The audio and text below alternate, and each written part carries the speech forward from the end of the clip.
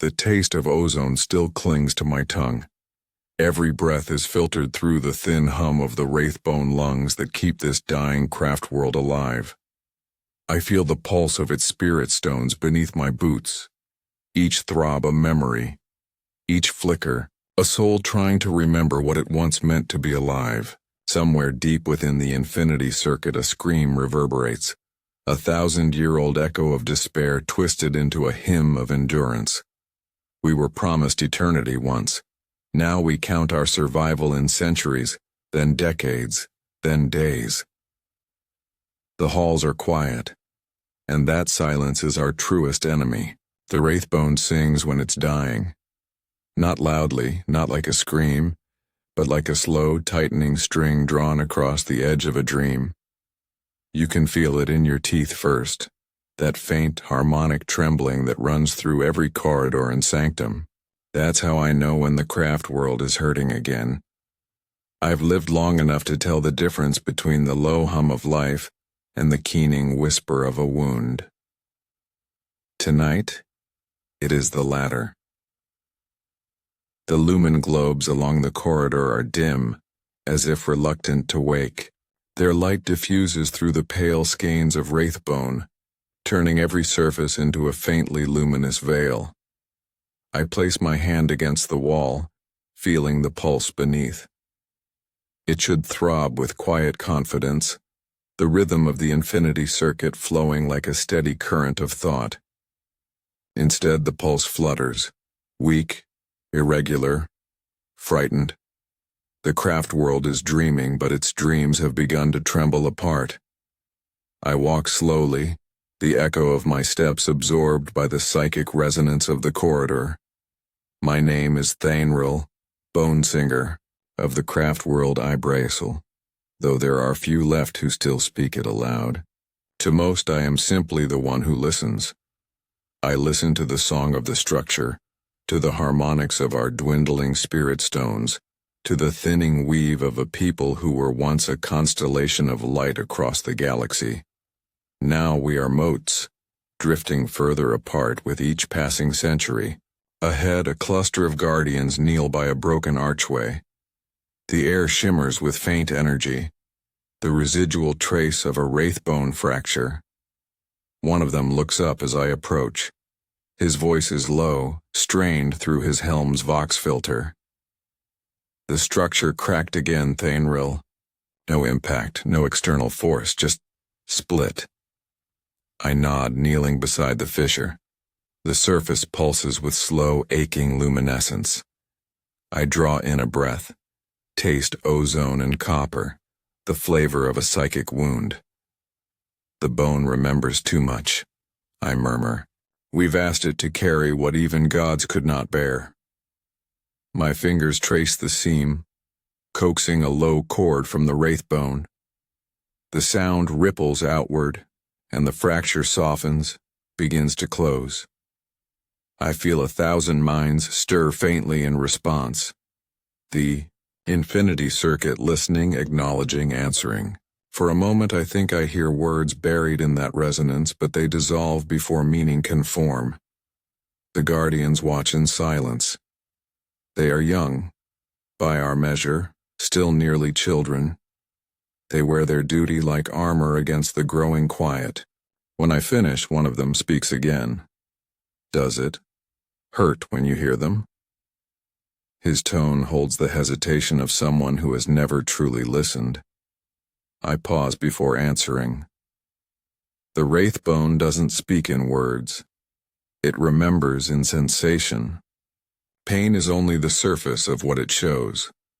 Beneath it, there is longing. The guardian tilts his head. Longing for what? For what we were, I say softly, and for what we can no longer be. I leave them there, their silence heavier than any reply. The corridor beyond opens into the central gallery, where immense spires of wraithbone arch like frozen waves. At the heart of it all, the infinity circuit glows within a transparent sphere, threads of psychic light weaving endlessly. Souls dwell within. Our dead, our history, our memory. Every Eldar who dies upon this craft world finds their spirit drawn here, stored, preserved, safe from she who thirsts. Or so we tell ourselves. But lately the song of the Infinity Circuit has changed. Its tones have grown more erratic, as though the souls within it whisper in counterpoint. Discord where there should be harmony. I feel it again now, the faint tremor beneath my palms, the instability in the weave. It feels like a breath catching before a sob. My mentor, long gone into the circuit, once told me the craft worlds are alive because we refuse to accept death as silence. We sculpted cities from psychic matter, taught them to sing, to breathe, to dream. But even dreams rot if left untended. I find myself wondering, not for the first time, whether the Infinity Circuit dreams of dying. I cross the gallery to the maintenance spire where my workbench awaits, an altar of crystalline tools and memory stones. I lay my hands upon the instruments, feel their readiness hum in tune with my own heartbeat. Each wraithbone filament I weave is a fragment of prayer, a note in the grand symphony of survival. Yet tonight the music resists me. Every chord I attempt feels off-key, brittle. The craft world no longer wants to heal. From the far end of the chamber a soft chime sounds, a vox transmission. The voice that emerges is distant, distorted by static. Thainril, the dome of echoes is faltering again. Energy loss across the third lattice. We've rerouted power, but the strain is spreading. I'll attend it, I reply. Seal the conduit until I arrive. No one enters without Wraithguard escort. The channel closes. I exhale slowly, resting my hands against the bench. The hum beneath my palms is fading, one tone at a time. When I was a child, before I understood what it meant to be Eldar, I believed the Infinity Circuit was a kind of heaven, the place where the noble and the wise would watch over us forever, their thoughts interwoven like constellations. Now I hear only the silence between their voices. The craft world is old, and even Wraithbone decays. We call it singing still, but it is closer now to a whisper drowned in static. I step away from the bench and make my way toward the dome of echoes. The corridors here twist and narrow, curving like veins through a dying heart. I pass murals carved into the walls, depictions of Assyrian, of Isha, of heroes who once strode among the stars. Their eyes follow me, patient, mournful. I can taste the hum now, metallic and faintly sweet like iron warmed by sunlight. The dome's entrance looms ahead, sealed by a psychic lock that flickers uncertainly. I touch the control rune. The barrier opens with a sigh. Inside, the air shimmers with refracted light. Thousands of spirit stones line the walls, each pulsing faintly. Souls slumbering, dreaming, watching. The sound here is different, fuller, deeper, almost symphonic. Yet beneath it all lies the same trembling pulse I felt in the corridor. As I step deeper, the hum falters, then spikes. A sharp vibration cuts through the air. The walls shudder. A cascade of psychic feedback ripples outward, and for an instant I hear voices, clear and overlapping. You should not. He listens still. It remembers. Then, silence. The resonance fades, leaving only the echo of my own heartbeat. I am alone among the dead, yet I feel more observed than ever. I kneel beside the central conduit, tracing its runes. The pattern is wrong. Fractured lines where there should be smooth continuity. The craft world's neural matrix is degrading faster than we realized. If the infinity circuit collapses, every soul within it will be torn apart, devoured by the one we dare not name. I whisper the beginnings of a repair hymn, letting my voice merge with the bone's tone. The sound threads through the air like light in water. For a moment the pulse steadies. Then I feel it. Another presence moving within the wraithbone's depths. Not hostile, not quite, but aware. A whisper brushes the edge of my mind, not from outside, but from within the psychic lattice itself. Theanril. The voice is soft, feminine, almost familiar. It carries the cadence of someone I once loved, long ago. I freeze. You still listen. My throat tightens. Lithara. The name escapes before I can stop it. She died centuries ago, her spirit committed to the infinity circuit. She was the one who taught me the art of resonance, who told me that wraithbone was not matter but memory given shape. The silence that follows is unbearable. Then, it hurts, Theanril.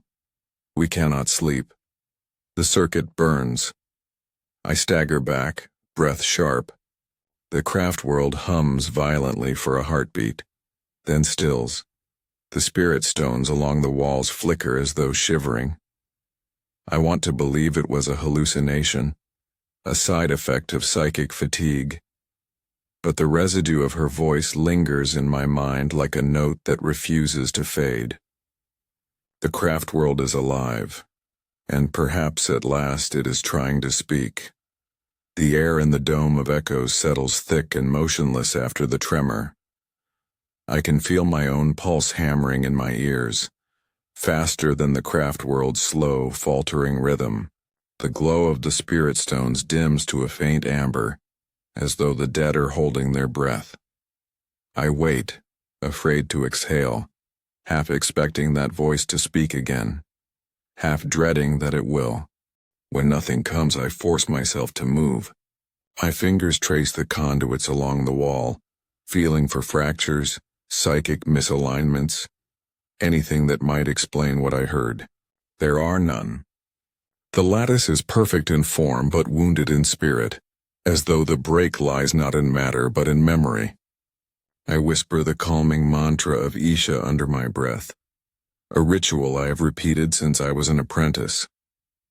The words taste dry, unfamiliar, like dust from an old prayer. The hum begins again, low and uncertain. It gathers slowly until it becomes a trembling vibration beneath my skin. Then, faint as a sigh, I hear it again. We cannot sleep. This time the voice is layered, many tones interwoven, not just one.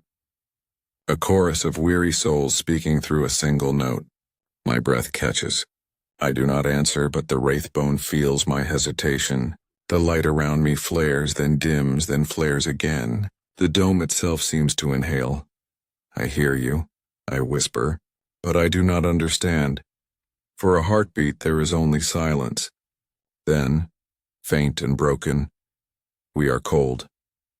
I glance toward the central spire where the infinity circuit's core glows behind a lattice of psychic glass. The energy there is thin, translucent. The craft world's heart is failing. I know this truth, but to hear the dead feel it, to hear them shiver, changes everything. A presence moves behind me. I turn sharply, hand instinctively reaching for the psychic tuning rod at my belt. The figure that steps from the shadows is not a guardian or a wraith guard, but a farseer. Robes shimmering like nebulae, runes orbiting her like slow comets. She's old, her face drawn but composed. Farseer Aylis, my superior, though she rarely visits this deep into the craft world's song. You felt it too, she says. Her voice calm but taut. It is not a question. I bow my head slightly. The voices. They spoke. Aylis steps closer, her gaze tracing the lines of the walls. For weeks the infinity circuit has murmured in the skein. Too faint to be clear, too insistent to ignore. Some thought it echoes from the past. Others fear it is the great enemy's whisper finding a way in. It's not the great enemy, I say quickly, though I'm not certain. This was familiar. The souls are restless, not corrupted. Ayla studies me, eyes bright with the kind of sight that peers beyond the visible. Familiar? I hesitate. Lithara. I thought I heard her voice. The Farseer's expression softens for a moment, then hardens again. Grief shapes illusions, Thanril. The infinity circuit feeds on emotion. It could have mirrored your longing to speak with her again. Perhaps, I murmur, but the tone in her voice, measured, cautious, tells me she's not convinced either. Ayla turns toward the spirit stones. We cannot risk instability spreading through the lattice. The infinity circuit anchors this craft world. If its harmony fails, so do we. You must find the fracture, mend it. I nod, though the weight of her words settles heavy in my chest. The fracture is not physical. It is something deeper, woven into the psychic foundation of who we are. To repair it, I may have to reach where no living mind should tread. As she leaves, her robes whisper against the floor, the runes trailing after like dim stars fading into shadow. The chamber feels colder once she is gone. I return to the core spire and kneel before it, letting my hands rest against the glass. The hum beneath is uneven, like a heartbeat slipping. The wraithbone responds faintly to my presence, a shiver through its structure. I close my eyes and reach inward. The world falls away. Sound becomes pressure, light becomes thought. I am adrift in a sea of memories. Thousands, millions, each glowing faintly in the psychic void. The infinity circuit surrounds me, vast and endless. Voices murmur in every direction. Fragments of prayers, laughter, warnings, screams, all of them layered into a single eternal chord. At the center of it all, something flickers. An absence that feels alive. It moves like a shadow behind light, slipping between memories, devouring warmth. The souls nearest it flicker and fade. The hum of their song distorts into static. Thanril. This time the voice is clearer, closer. Lithara's voice unmistakable. I turn toward it instinctively, though there is no direction here. Her shape forms from drifting light, a faint silhouette of the woman I once knew, her features carved from pale wraith glow. You shouldn't be here, she says. The lattice is breaking. We cannot hold it together much longer.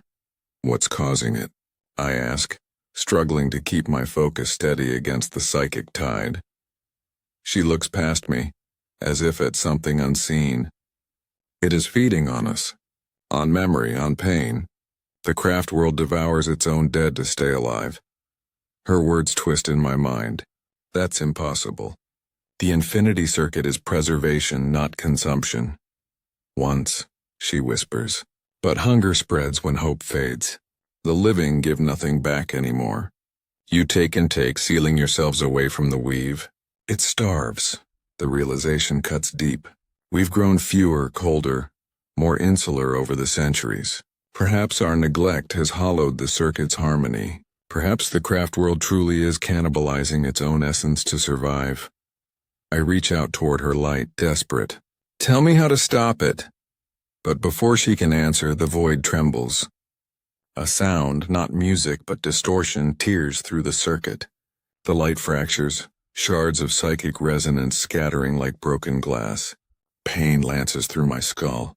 The last thing I see is Lithara's face dissolving into white fire. Then I am thrown back into my body, gasping. The dome of echoes screams, a chorus of wraithbone resonance so loud it rattles the stones loose. The spirit lights flare white-hot, then plunge into darkness. Silence. For a long moment I kneel there, shaking. I can still smell the ozone, still taste that metallic tang on my tongue. The air is thick with energy discharge. When I look up, one of the spirit stones has gone dark. A soul has vanished. And beneath the silence, faint but growing, I hear the low, hungry pulse again. The craft world is not just dying. It is beginning to feed. The silence that follows feels alive. It presses against me like a weight, like the pause before a scream that never comes. The wraithbone walls of the dome of echoes no longer hum. They vibrate with something deeper, something primal, the pulse of a heart that refuses to die cleanly. I rise to my feet unsteady, my head swimming with the echoes of what I just witnessed inside the infinity circuit. The taste of copper lingers on my tongue, sharp and dry. The spirit stones around the chamber flicker uncertainly, as if unsure whether to reignite or go dark.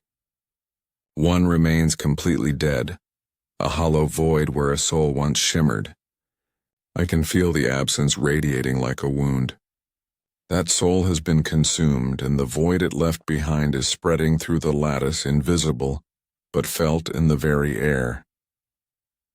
My first instinct is denial. Perhaps the overload tore the connection. Perhaps the psychic resonance burned too hot. But I know better. I can feel it. Something has begun feeding from within, drawing sustenance from the memories and emotions of the dead. The infinity circuit was meant to protect us from the great enemy, to hold our souls safe from her thirst. What I just saw is no salvation. It's a reflection. A smaller, quieter hunger growing in imitation of the one we fled. I steady myself and activate the Vox link at my wrist. Static bursts through before the channel stabilizes. Farseer Alis, the dome has destabilized. One spirit stone has gone dark. Her reply crackles through, calm but sharp. Is the lattice intact? For now, I say. But it's not a structural failure. It's something deeper. The souls inside are in pain. I heard them, a pause. Then, you heard them. Not disbelief, confirmation. She knew. They say the craft world is feeding, I continue. That the infinity circuit is consuming its own essence to stay alive. Her voice is measured, deliberate. Do not repeat that aloud again, Thainril. Not to anyone. The words hit harder than a shout. You've known. I have suspected, she admits. But suspicion is not proof, and truth is poison when spoken carelessly. If the populace believes their dead are being devoured, we will drown in despair before any external enemy ever reaches us. I glance around at the trembling walls. If we stay silent, we'll drown anyway. Alis exhales. I can almost picture her closing her eyes, weighing the burden of a Farseer's foresight. There may still be a way to stop it.